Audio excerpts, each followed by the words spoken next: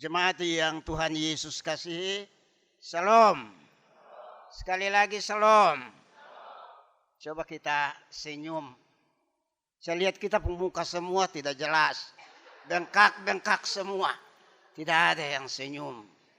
Coba kita senyum sambil memberikan senyum di samping kiri kanan. Masa duduk baku dekat juga muka asam-asam. Apa punya?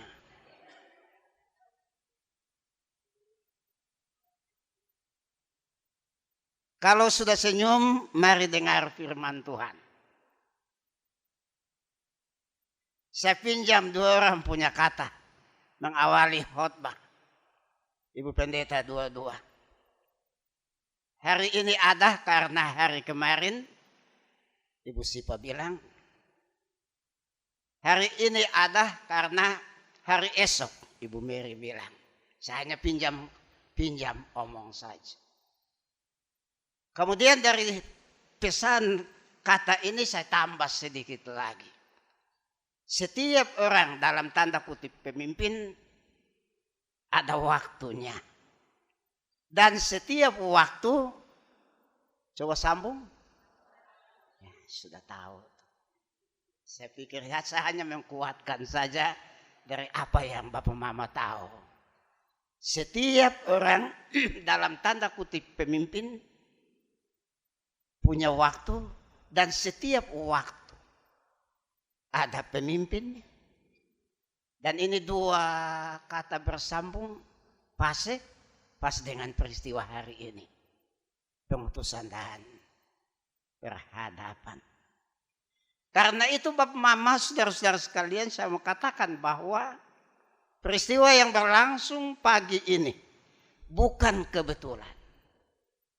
Sekali lagi, peristiwa yang berlangsung pagi ini bukan kebetulan, tetapi itu memang dalam rencana Allah. Amin? Ya, harus aminkan. Tidak ada yang kebetulan. Segala sesuatu diatur dan dirancang oleh Tuhan. Saya antar kita ke bacaan Alkitab tadi. Bacaan Alkitab dari Yosua pasal 1. Yosua pasal 1 ayat 1 hingga ayat 9. Seperti liturgi yang Bapak Mama pegang, kita kasih dia tema sedikit di situ dalam pembahasan hari ini. Ialah kuatkan dan teguhkanlah hatimu. Saya pikir kita pemimpin-pemimpin sudah tahu. Tapi saya hanya kasih ingat kembali.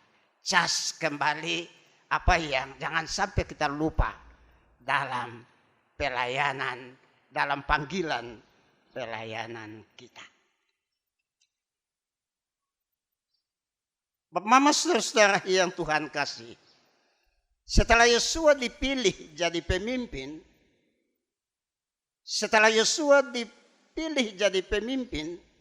perintah untuk melaksanakan tugas. Perintah untuk melaksanakan tugas itu juga disertai dengan pemilihan pada saat itu. Yosua dipilih dari antara umat Israel, bangsa Israel, menjadi pemimpin. Dan langsung ada perintah Tuhan untuk action sudah kepemimpinan itu.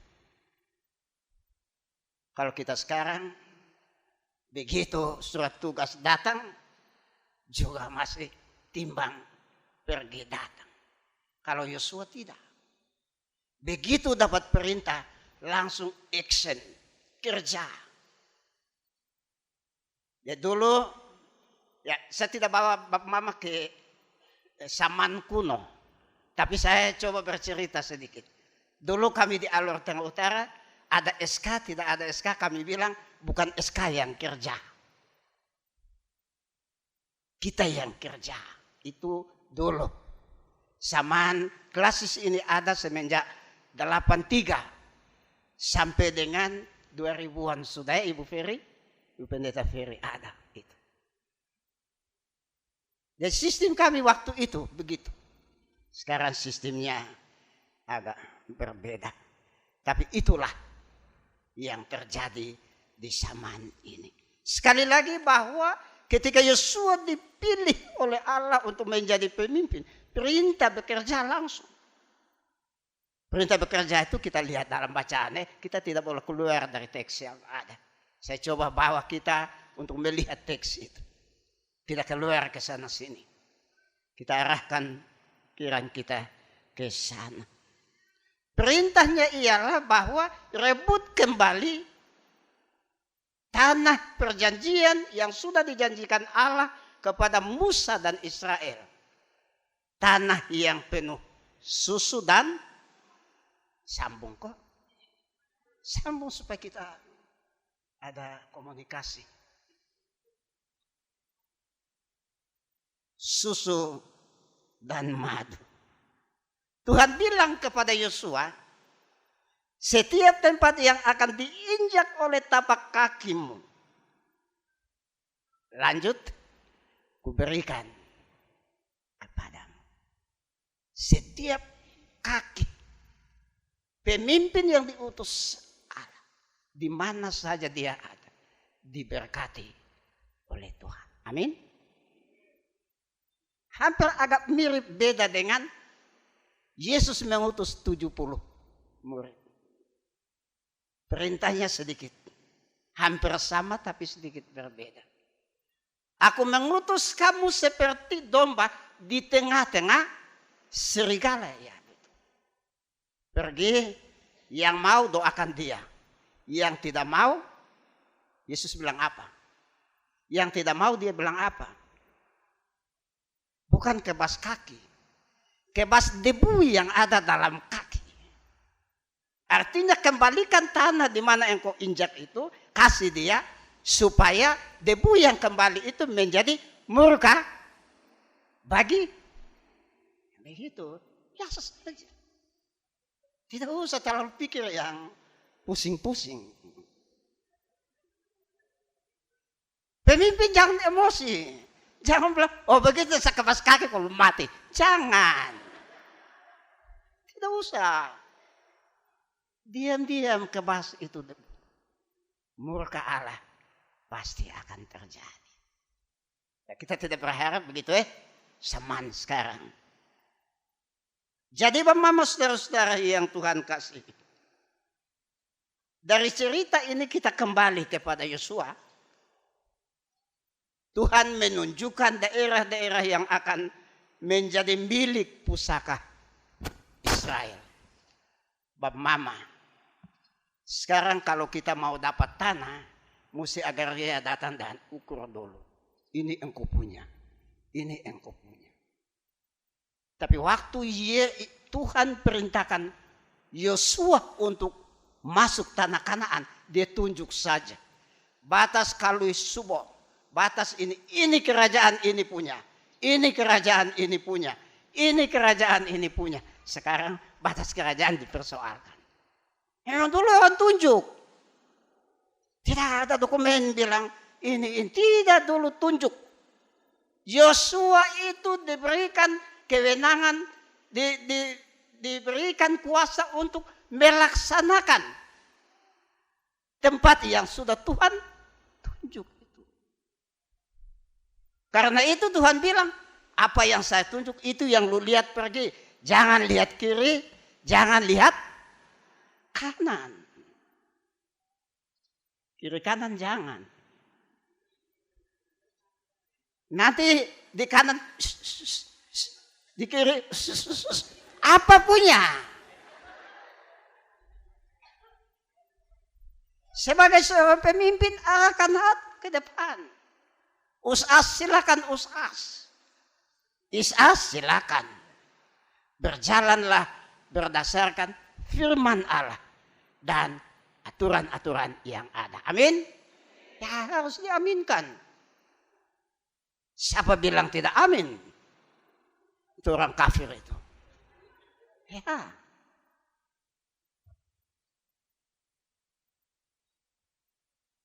Jadi ada banyak hal yang kita lihat. Dia tunjuk saja. Bab mama. Daerah yang begitu luas. Yosua seorang diri dibantu dengan orang tua untuk harus lihat ke sana. Mulai dari padang gurun Libanon. Saya belum sampai Israel.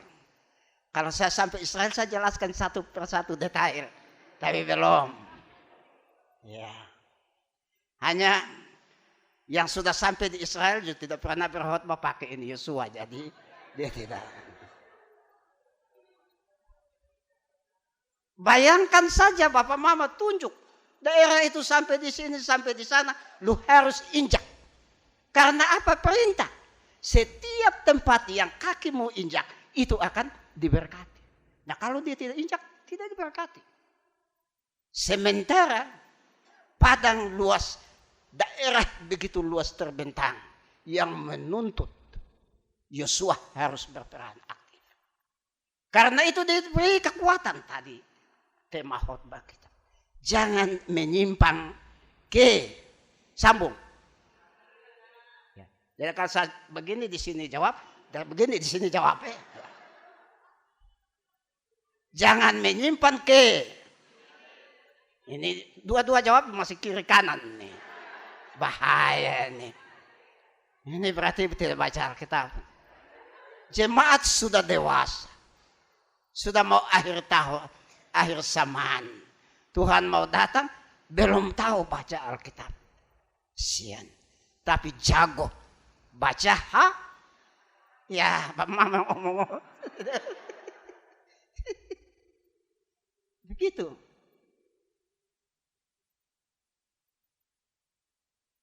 Jadi janji yang menguatkan Yosua dalam melaksanakan tugas yang diberikan oleh Tuhan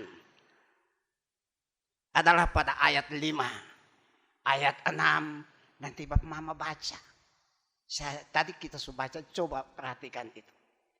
Lihat saya, tapi lihat Alkitab. Supaya kalau suruh baca, baca sudah. Tapi nanti suruh baca tengah.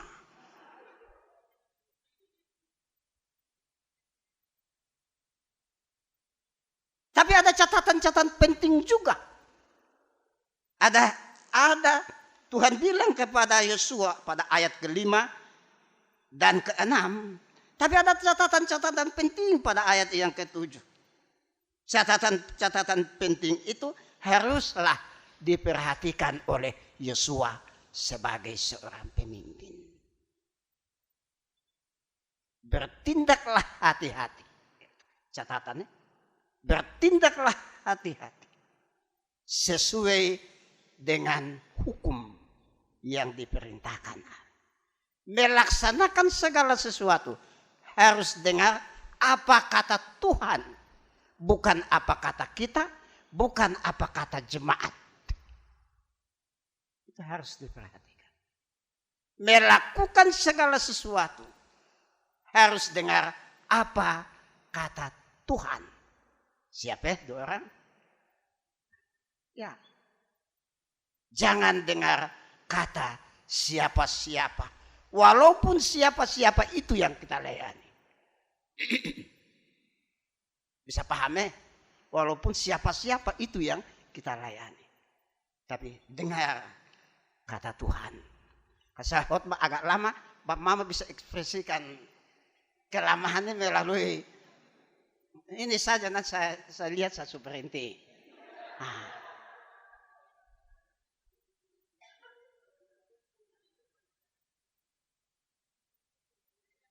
Bapak Mama saudara yang Tuhan kasih.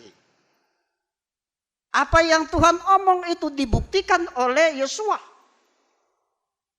Dibuktikan oleh Yosua dalam kepemimpinannya. Bertindaklah hati-hati. Kota Yeriko itu, ya kita dulu sekolah minggu bilang, bentengnya itu tebal sama dengan gunung. Yang sulit dirobohkan. Tapi perintah Tuhan harus robohkan dulu Yeriko dan duduk di situ lebih dahulu. Karena Yosua harus berhati-hati bertindak. Sebelum dia tahu kekuatan orang Yeriko, dia perintah dulu, Kaleb, lu dan lu pun teman pergi intai dulu. Tumpung kekuatan itu berapa Tumpung kekuatan lebih dari kita. Atau kita punya kekuatan lebih dari mereka? Coba pikir lihat dulu.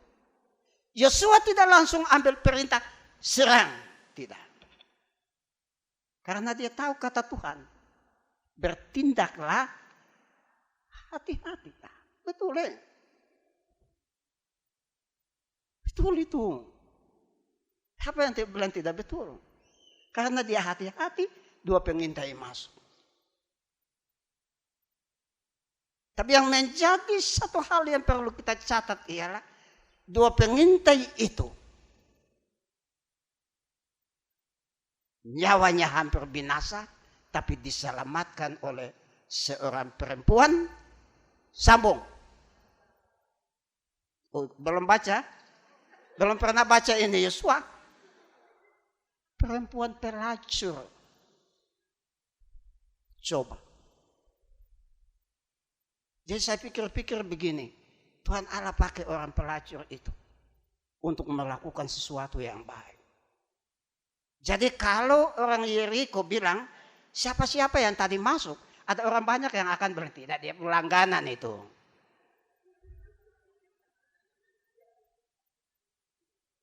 Jadi orang tidak terlalu punya. Coba baca baik-baik ayat berikut. Pasal-pasal berikut. Baca baik. Tuhan memperalatkan seorang perempuan. Ya. Sundale. Ya, itu kata kasar lah.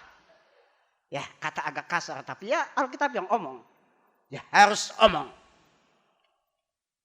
Mengamankan 2 pengintai. Singkat cerita, 2 pengintai juga 3 hari memang sembunyi di hutan juga 3 hari. Itulah kehati-hatian yang diperintahkan oleh Tuhan kepada si Yosua. Dan Yosua perintahkan kepada 2 pengintai. Hati-hati kamu masuk kota. Apa yang dia bilang? 2 pengintai pergi. Tuhan sudah kasih kita. Mereka ada takut setengah mati. Katanya bilang kita pernah jalan keringkan laut apa? Laut mati ya mama. Laut mati sudah sampai toh? Ya, laut mati. Saya belum sampai jadi laut mati. Dia Tuhan. Dan ada raja-raja di samping ya yang sudah dilawan oleh Israel. Karena itu mereka takut. Bapak, don't takut. Ada gementar semua. Mari kita maju. Tuhan bilang, "Hai, maju, jangan pakai alat perang. Kamu punya senjata yang ampuh untuk merobohkan kota itu adalah pertama, apa? Firman Tuhan. Kedua, puji-pujian. Ketiga, sambung, sang kekal." Kalau baca ini teksnya, kita lihat. Kita arahkan pikiran ke situ. Dia bilang, tapi juga ada harus ikut aturan. Jangan pergi bernafsu dan langsung serang. Nanti kamu mati konyol. Bertindaklah hati-hati. Pergi hari pertama menyanyi tiup nafiri 1 kali saja. Hari kedua, ketiga sampai ke-6 sama. Tapi hari ke-7 harus keliling 7 kali. Menyanyi 7 kali dan seruling dibunyikan 7 kali, maka robohlah kota Yeriko. Jadi tembok Yeriko roboh bukan pakai bulldozer, bapak mama, tidak pakai eksa, tidak pakai bom nuklir dari Iran sekarang, tidak, pakai hanya menyanyi, memuji Tuhan dan titik-titik lanjut. Masing-masing lanjut. Jadi bapak mama, Yosua sangat berhati-hati.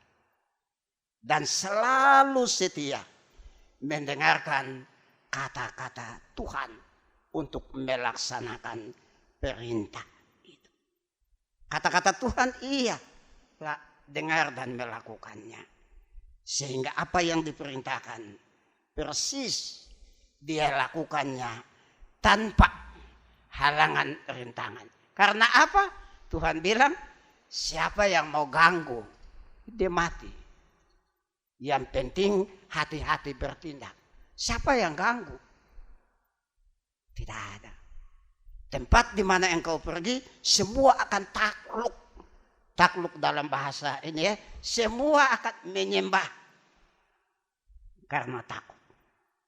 Itulah yang diperintahkan oleh Tuhan kepada Yosua. Dari cerita Yosua ini nanti masing-masing bercerita lanjut. Saya coba arahkan, buka kita pemikiran untuk kembali membaca dan kita masing-masing bercerita. Tapi apa yang kita bisa belajar dari seorang pemimpin Yosua tentang rahasia kekuatan dan keteguhan? Pertama, Yosua memiliki ketetapan hati. Dia punya hati itu kuat.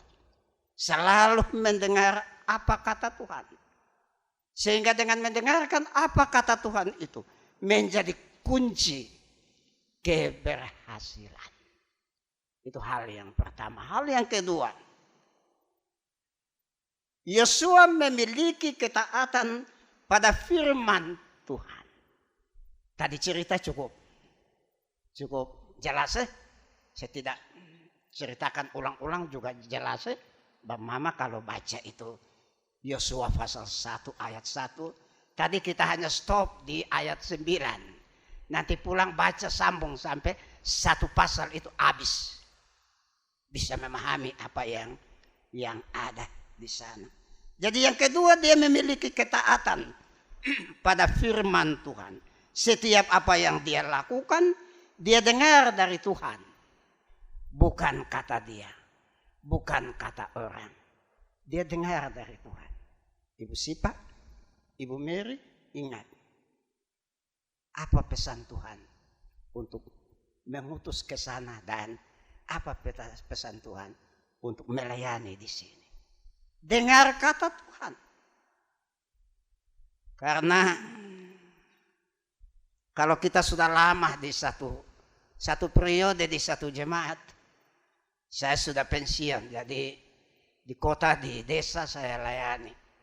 Saya tahu pendeta pun baik itu 20% waktu dia melayani di tengah-tengah jemaat. 20%. 80% itu tidak baik. Tapi kalau dia sudah pindah, mau 1 tahun atau setengah bulan, setengah tahun, dia pun baik sudah 100%. Jemaat ingat itu. Kami pendeta kalau ada di antara Bapak Mama, kami pun baik itu 20%. Tapi kalau kami sudah pindah keluar dari itu jemaat, kami pun baik sudah 100%. Bisa. Saya tidak jelaskan juga bisa paham itu. Semua bisa paham itu. Jadi itu harus dimiliki teman berdua. Dua orang masih punya masa depan lebih panjang. Baru 12 tahun melayani, 3 periode. Itu berarti masih panjang. Bapak dong sudah alami itu, jadi mau omong juga. Jemaat bilang, omong sajalah emeritus. Tapi kalau saya tidak omong, dong mau tahu apa? Siapa yang nanti datang omong lagi? Tuhan Allah. Tidak mungkin emeritus yang omong. Pendeta aktif omong, nanti sebentar semulai baku bisik. Itu lihat itu gaya pendeta itu, lihat. Mulai emeritus yang omong. Karena dia sudah lalui semua itu. Bukan dia omong asal omong. Tapi dia omong berdasarkan pelayanan yang dia lakukan selama itu. Hal yang ketiga, Yosua memiliki kekuatan dari Allah. Tuhan bilang, langkah saja Tuhan pimpin. Seluruh kehidupannya dipimpin oleh Tuhan. Siapa melawan? Tidak ada. Bertindak kalau ikut Tuhan punya mau, itu baik. Tapi kalau ikut pendeta dengan jemaat punya mau, itu nanti bertentangan dengan hukum Tuhan. Kita lebih suka mau banyak orang. Mau. Jadi saya biasa di jemaat saya bilang begini. Kalau 100 orang di satu jemaat, 90 orang salah, 10 orang benar, kita coba voting. Siapa yang menang? Coba. Siapa yang menang? 90 yang salah akan menang. Terus kita bilang, itu yang betul. Dia pembetul di mana? Dia pembetul di mana? Atau karena semua orang bilang itu yang betul, jadi kita juga bilang betul. Iman apa yang kita miliki begitu? Sehingga kita terlibat dalam kesalahan. Bertobat baik jemaat pemimpin. Bertobat sudah. Tuhan mau datang ini, lagi sedikit kiamat sudah datang ini. Apalagi tunggu apa lagi?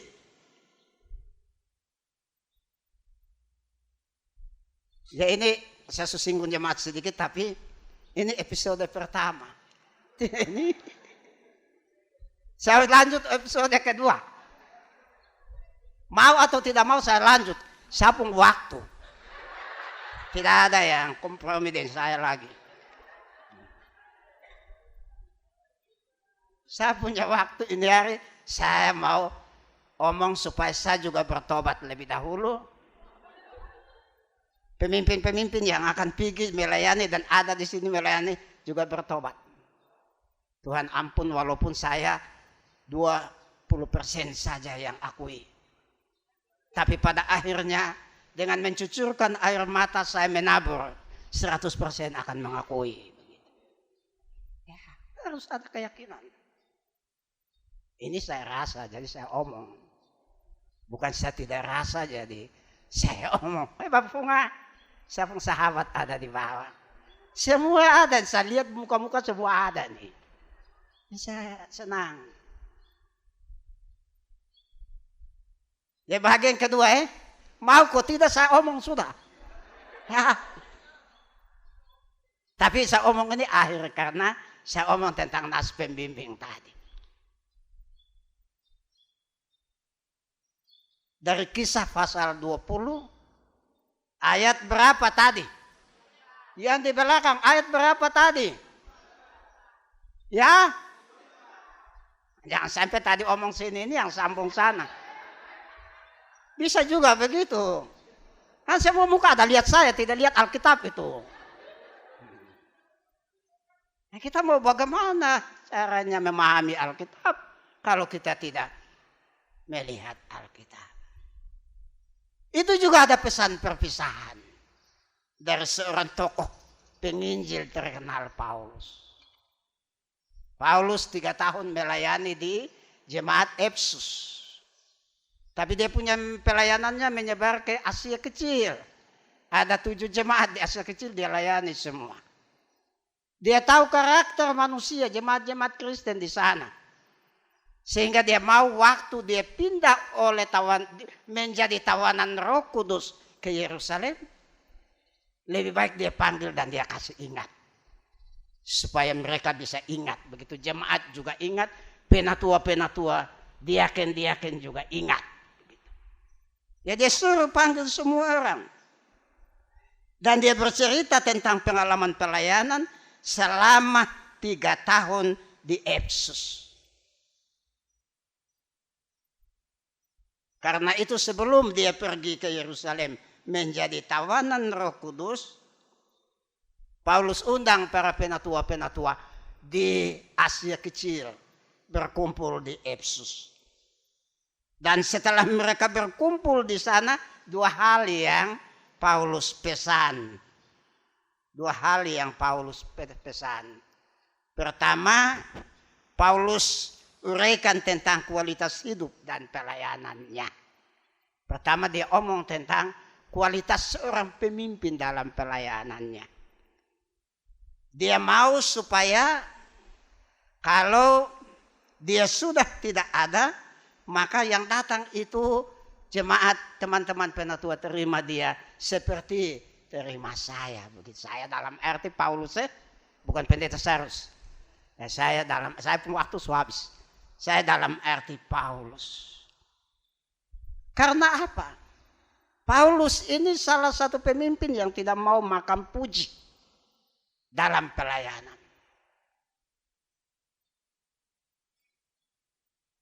Tapi dia mau supaya pelayanan yang dia lakukan itu memuji Tuhan. Karena itu nanti ada pikiran-pikiran kelompok-kelompok yang terjadi. Saya kelompok Kepas, bukan Kayafas, Kepas. Saya Paulus, saya Apolos, saya apa. Paulus bilang, kalau saya tidak ada, jangan bilang saya apa. Saya ini, saya itu. Tapi kualitas pelayanan harus dijaga. Kenapa itu terjadi? Karena Paulus tahu bahwa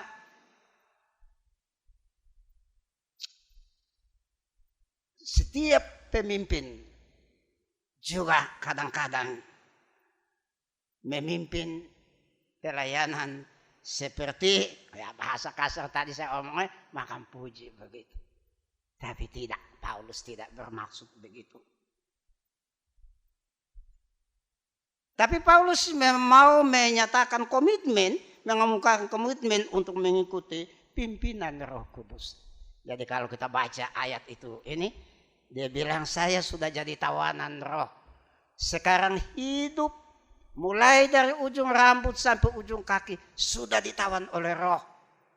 Karena itu apa yang Tuhan omong, apa yang roh omong, saya harus jalan. Mau mati, mau hidup, mau sengsara, mau apa, saya mesti ikut apa yang Tuhan omong. Karena dia telah tawan sama saya. Paulus bilang begitu. Karena itu teman-teman presbiter, jemaat sekalian, ingat supaya harus memahami apa yang baik dari Tuhan. Supaya pelayanan-pelayanan yang dilakukan itu boleh bermanfaat. Paulus punya pengalaman pelayanan. Jemaat ini kan suka menilai. Pintar menilai, bukan suka menilai ya. Pintar menilai segala pelayanan dalam jemaat. Pendeta khotbah juga, sama lebay saya khotbah. Pendeta ini kata-kata juga tidak sempurna. Bahasa juga macam ke ini. Lebih baik saya. Jadi mereka itu pintar sekali menilai.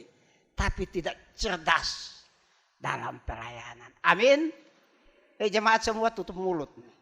Berarti kena semua jadi tidak mau omong. Saya omong amin tidak ada yang omong.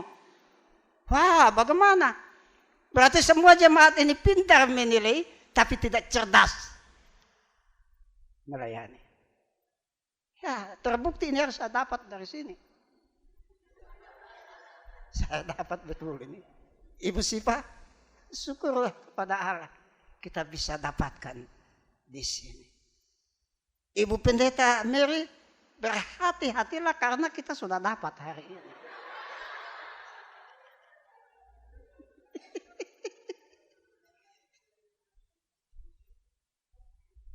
Yang terakhir, kawan pendeta don senyum sama saya sedikit dulu. Saya boleh senyum dengan Bapak Mama berkhotbah?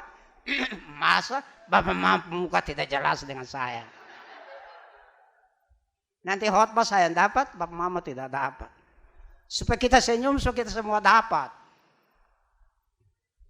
Jadi saya akhiri sedikit dengan pengalaman pelayanan sedikit.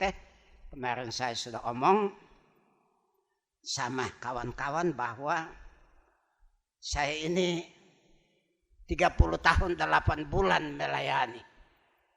Lembur Utara sekarang, Mahutim Barat pada Kika 2 kali, dan Nailang 1 kali. 2 periode. Saya cukup mengalami pelayanan. Sikap dan tindakan jemaat yang Sungguh-sungguh luar biasa pintar menilai pelayanan itu saya alami. Saya alami. Tapi sebagai seorang pemimpin yang cerdas dalam pelayanan, saya menerima semua itu dengan rasa senyum. Senyum. Ya, dulu Alor Tengah Utara bilang, kalau Bapak Pendeta seharusnya pimpin sidang klasis, sebentar heboh, tapi dia cerdas mengamankan persidangan. Puji Tuhan. Itu bukan kata saya, kata mereka yang bersidang. Kalau kata saya tolak. Saya tidak mau makan puji. Kan saya yang ngomong makan puji. Apa yang baik?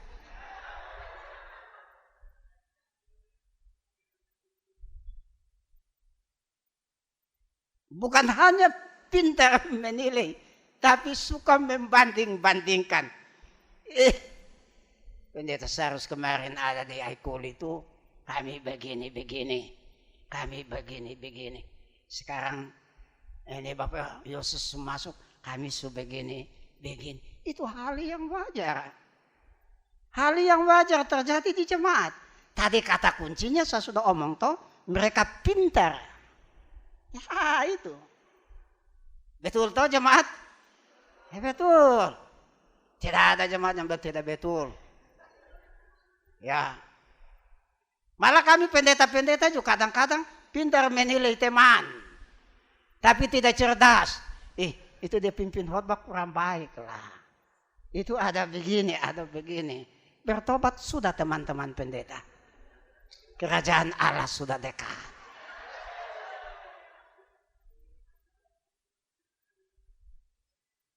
Paulus tegaskan, saya mau omong banyak nanti tersinggung jadi berhenti di situ. Saya berhenti tahan. Dan Paulus tegaskan, ini terakhir sekali keteladanan adalah hal yang penting. Teladan. Orang kadang-kadang bilang menjadi pendeta yang teladan itu harus pakai sepatu mengkilat. Semir rambut, parfum penuh. Pokoknya dia punya apa, Bapak Mama tambah sudah. Tambah. Itu yang orang omong.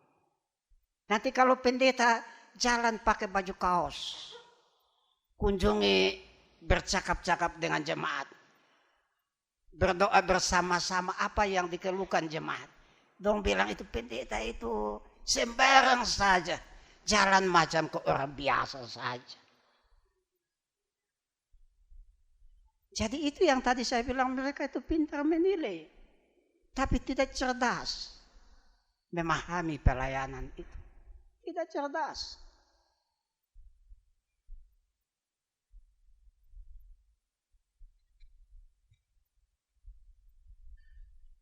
Saya pun waktu jadi tenang dan saya bilang amin amin.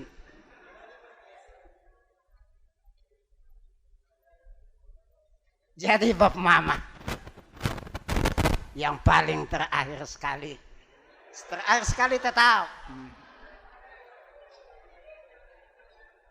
kualitas iman dijaga. Tapi firman kepada Yosua tadi dalam tema itu, ingat, kuatkan dan teguhkanlah hatimu. Ibu Sipa, selamat melayani di Humble Ebenezer. Kuatkan hatimu, jaga kualitas iman seperti yang sudah ditanamkan di sini. Jangan menoleh ke kiri ke kanan. Pertahankan kebenaran Allah dalam menjalani pelayanan. Ibu Mary, ingat, tadi kita sudah dapat. Ibu punya pengalaman KMK, jadi saya tidak ajar lagi. Tapi saya kasih ingat saja. Dalam khotbah kita sudah dapati. Dan strategi apa yang Tuhan kasih. Ibu Mary memimpin jemaat Mebung ini. Tuhan Yesus memberkati sabdanya. Semua berkata, amin.